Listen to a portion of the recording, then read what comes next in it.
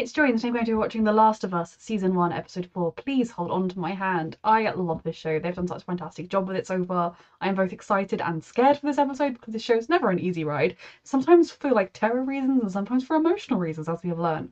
A reminder that you can find the unedited version of this reactions and all of my reactions on my Patreon. And let's go. I don't like that you have a gun, sweetheart. It's probably going to come in handy, but do you know how to use it? She's not completely unsure of what to do. It's probably going to come in handy at some point, and I'll be very glad she has it, but... No pun intended. Volume 2 by Will Livingston. Volume 2. Look, you get it? What did the mermaid wear to her math class? An algebra. Algebra. Feel free to wait in the truck. Okay, but just know, you can't escape Will Livingston. He'll be back. There's nothing you can do to stop him. I think it's not just that he's not sure about being alone. I think being around a lively kid is triggering for him for obvious reasons. But it could also be beautiful for him. Interesting pictures. Oh, no. Put that back. That's not for kids. How do Ellie? you even walk around with that thing? Who's your horses? I want to see. So what are they gonna do? Rob us? Well, they'll have way more in mind than that. Lovely. Okay. Can I ask you a serious question? Oh god. Why did the Scarecrow get an award?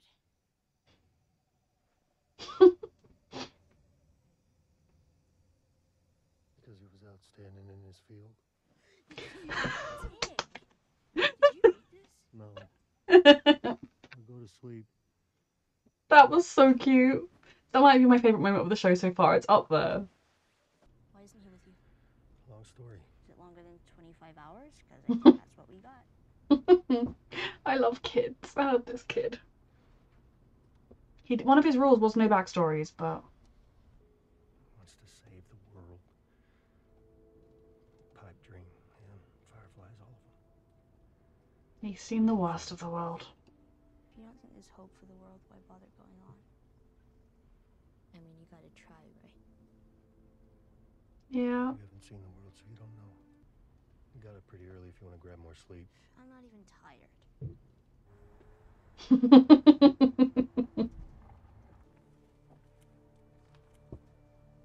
Is this a natural blocking that happened and no one's cleared it since?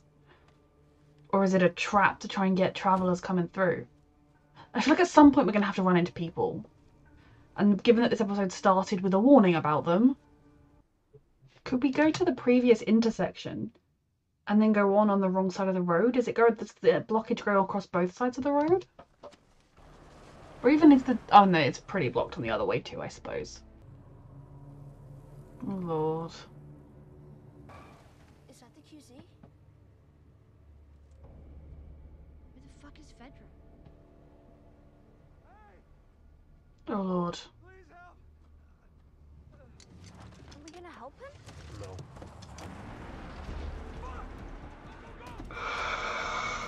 No. It was a trap! Fuck! Oh shit. Is the road blocked intentionally to force people to do what they're doing? Oh my god. Are you okay? Hey, you see that hole? Can you squeeze through? They're not gonna hit you. Look at me! They're not gonna hit you. Stay down, you stay low, you stay quiet. He's a good protector. A good dad.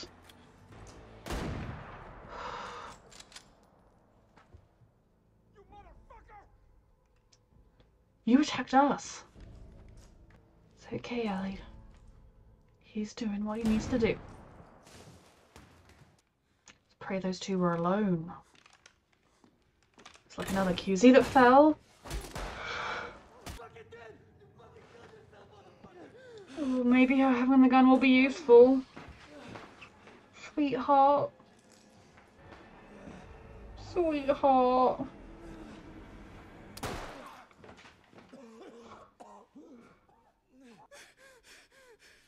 My mom isn't far. If you can get me to her. You were just trying to kill him.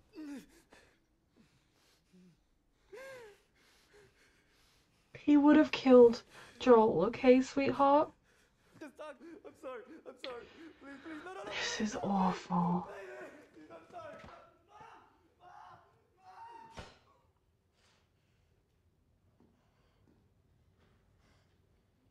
Didn't waste a bullet. You don't have a car anymore. I'm okay. No, you're not, sweetheart, and it's okay that you're not. Fucking hell. What else do you want me to say? I don't know, the truth. Jesus. Kathleen. Honestly, at this point, it's like Fedra is a terrible government. People's own rule is terrible. I wonder if this is the cell where my brother was beaten to death. No, you were wrong. Oof. So the people rose up against Fedra, but they're now just attacking anybody. It's gone too far. Maybe he found someone out there. Maybe he called these So- guys in. Were the young men just being idiots? Will he live? What if I had a doctor? There's no chance. I'm sorry. You need a doctor. He should be training somebody else. Regardless of any other motives or anything. Well, I hope no one gets sick anytime soon. I'm afraid if you go on like this, We the People, you're gonna die. Like, you'll die out soon enough. Are you any better than Fedra at this point? Are you all right? No. You don't have to be alright. You shouldn't have had to. He blames himself, of course he does. I'm not good at this. Yeah, you really aren't. I mean, it was my fault. You shouldn't have had to. It wasn't anyone's fault. Bless them. It wasn't my first time. They're really opening up and getting to know each other this episode. Now, who taught you that? Fedra school. Figures. Your thumb. Over your thumb. Left hand. Look at.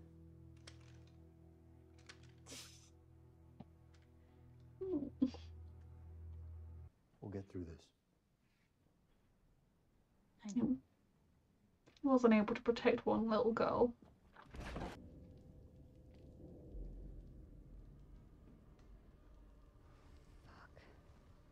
What? Was it like under the ground mushroom-iness? That's the last thing we need. And I'm sure the last thing these people need, but... Where'd you be without me, huh? By now, Wyoming. Walked into that one. Hey, you know that guy who said he was hurt? How did you know it was an ambush? I've been on both sides. It was a long time ago. We did what we needed to survive. Desperate people. People. Oof. Oof. Come on. I mean, the answer to that question is yes, if he didn't answer it. But you could also see how in the headspace, oh my god, the episode's nearly done. In the headspace he would have been in after losing his daughter, the way he lost his daughter, not giving a shit about the world and only just blind, I must protect the people I care about. You could see how he would slip into a dark place like that. And the fact that he's mostly fought his way out of it, it would seem, is very good. Come on. Give me a minute. Get up, you lazy ass. I do love their relationship. Lazy ass. 56 years old, you little shit. She can ask him a pun. Hey, Or she can ask her a pun. when we were talking about hurting people, Mm. what did you mean it wasn't your first time? It isn't fair. Your age. Having to deal with all of this. Exactly. So it gets easier when you get older. You shouldn't have to deal with it at any age, but especially not at your age. Did you know diarrhea is hereditary? Yeah. It runs in your genes. I knew that was coming. A pun or a joke. He's smiling. I mean, after the day she's had, the fact that she's able to be this ridiculous is. Goddamn stupid. You laughed, motherfucker. I didn't laugh. Yes, you did. It took him by surprise. Big time. Oh. It's one of those things where it's so not funny that you just cannot cope with how funny it is. Oh no, he's rolled over onto the wrong side. Joel! Oh god.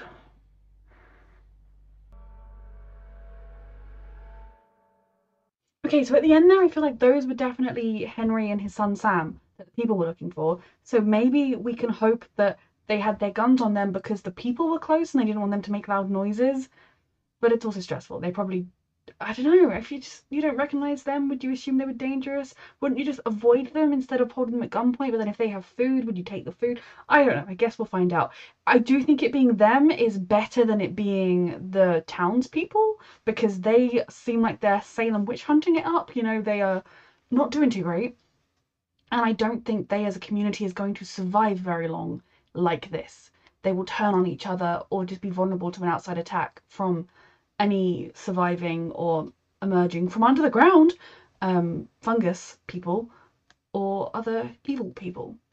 This episode, I loved it. I mean, I've loved every episode of this show, let's face it. I love the developing relationship between Ellie and Joel. I love watching as Joel's guard comes down to her a little bit, step by step, and acknowledging that that is not an easy process for him. That is a very painful process to him. A girl around the same age his little girl was, so full of life and so vulnerable in this terrifying world, and it's his job to protect her. Of course, it's going to cause all sorts of mixed up feelings, but I'm absolutely loving watching him come to trust her and come to listen to her and laugh at her stupid jokes and care about her.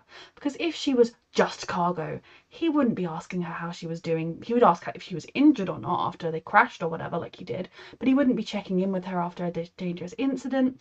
He wouldn't be that night when they're trying to sleep, trying to bring it up and get her to talk about it, let her know that she can talk about it. He would just be fixated on the mission is there and I'm going. So that shows you that he's starting to really care about her, and I do think maybe knowing her will help him get back that piece of himself that he lost the night it all happened. Never completely, he's never going to be over that night, how could he be? But it might help him heal from that a little bit. We also learned in this episode some more about Joel, about the time in between. I would watch a show about the time in between. I would read a book about the time in between. But that he and his brother kind of going to Boston, they met Tess, and they were desperate, and desperate people will do whatever it takes to survive. And when someone is stealing from somebody else or hurting somebody else, it's never good. That person is prioritizing their life over somebody else's, so I'm never going to be like, yeah, you go. But when it is desperation, when it is you or them and you're going to die and there's no other alternative, you can understand it more. And I think looking at Joel's perspective, the entire world has fallen apart. There are infected everywhere. They were probably also attacked by other people along the way. And a human with a gun shot your little girl and killed her. She was not infected. There was not even, like, she'd not been close enough to ever be infected. She was fine. She could have lived. She could be alive now in her 30s. And instead, they shot her. You're not going to be viewing humanity through a very warm lens. You're going to be viewing it through a pretty... I think he was already viewing humanity through somewhat of a cynical lens, but it's not going to be... You're not going to be looking at the world with, well, everything's gone to shit, but maybe we can all work together and it'll be beautiful. You're going to lose your way much more easily than somebody who maybe kept their whole family together and things are doing okay. So I liked that we kind of touched on that a little bit, and that he was that bit more open with her about it, and he didn't lie and say, yeah, I never hurt anyone innocent. When she asked him, he kind of admitted, like, yeah, by not saying anything, he said yes to that question. In the same way that he could have just said, oh, I've seen that trap before. Or he could have said, oh, I didn't know it was, I just couldn't trust it. But instead, he said, I've been on both sides of it. He is opening up to her. And I think that is because they are developing a bond, because she's kind of earned his respect. She deserves the truth and not to be lied to and coddled. But at the same time, if you try and shelter her and put her in a bubble wrap and be like, oh, the world is actually a really safe and lovely place, we just can't have a fire because I don't like them. Oh no, those people were actually just shooting at us to offer us some assistance. You know, like if you try and make her not scared of the world, it will only make it more dangerous for her in the long run. She needs to know the dangers and the realities, and that someone she trusts could also be someone that was on the other side of it. And you can also want better for her. I also like the moment when she said, well, does it get easier when you get older? But that's not the point. The point is no child should have to live like that. Live with those things in the head, with those actions, with that knowledge, with that fear. And to an extent, every child is living with that. But Ellie in particular, with the burden of being immune or whatever, is having to go through this extreme journey when she should be somewhere safe and protected.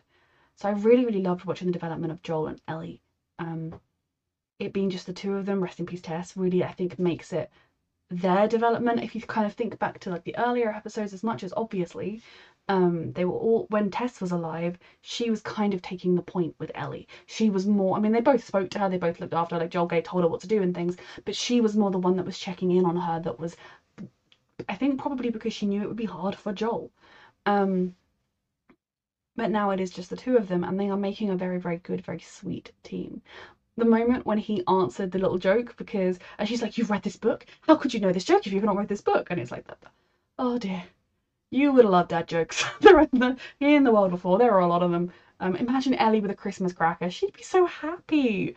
And then obviously at the end when she caught him by surprise after their serious chat with one of the jokes, which I think was her way of being like, I'm not judging you, I'm not seeing you, I'm not scared of you now, I'm not going to be like, oh my god, horrified, because it's the reality of the world they live in, and pretty much everyone you meet will be alive because of something terrible. And even if that is somebody else did something terrible to keep them alive, they are still, it's the world they live in. And yes, we have to hope for a better one, and yes, that is the future we are fighting towards. Joel might not admit it to himself, he's only doing this for Tess, and I think because despite himself he cares about Ellie and doesn't want her to get hurt. You have to hope that ultimately there will be a way to make it so that this fungus itself is no longer going to infect us and change us and kill us, so that then it just becomes the matter of clearing out the remaining fungus, the remaining infected, and making it so that there is more of a world, and the world could slowly begin to build again instead of just clinging on and surviving. That is the hope here. I don't know how realistic a hope it is, but it is our hope. And the city of Kansas itself was very interesting. It seems as though the people got sick and tired of Fedra's bullshit and took over, and are now actively hunting, maybe have already killed, and they're hunting people that worked for Fedra. Now, I don't blame them. The little bit of Fedra that we have seen, they are very much a dictatorship. We are 20 years on. Now, again, maybe right after the outbreak, you can kind of understand a sort of military rule, because the things are so desperate and fraught that just having everybody doing what they're told is enough. I still don't necessarily think like a government military organization should have been the thing in charge, but you can kind of understand the logic and how it would happen. 20 years on, however, there is no reason for it to be held that rigidly. They could be having more of a democracy. They could be allowing a little bit more freedom. That if you want to leave the QZ, you then go into a quarantine thing and you stay there for a week. You know, they could do something without it being quite as brutal as it was.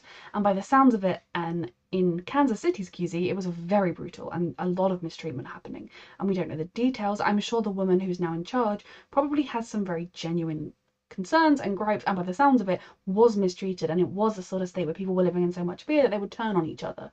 But that doesn't mean continuing the cycle of violence is the right thing to do.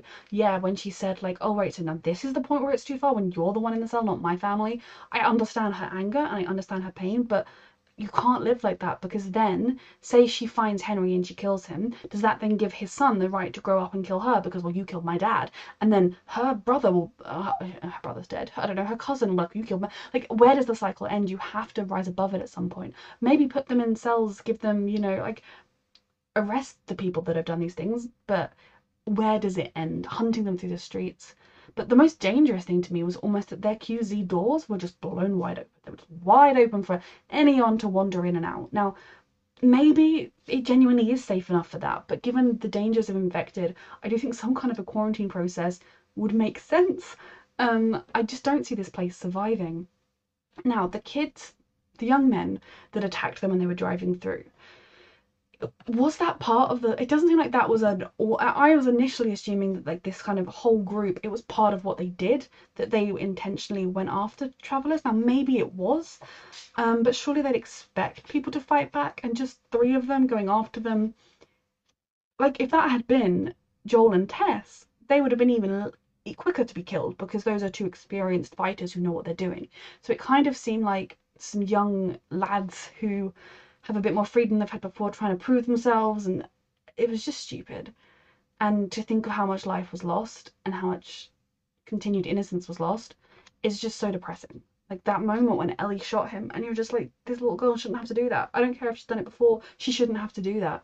And then when he wasn't dead and he was begging and talking about his mom and saying his name, just literally no one should have to go through that. I am very grateful that Joel finished him off. I mean, he may have got to live and just been paralyzed, but I'm glad that it wasn't. Ellie hasn't got his death on her hands, and Joel has, and also he would have killed Joel. You know, I don't feel that bad for. I mean, I feel bad for Brian because seeing anybody crying for their mum as they die isn't pleasant. But he was literally about to just murder Joel.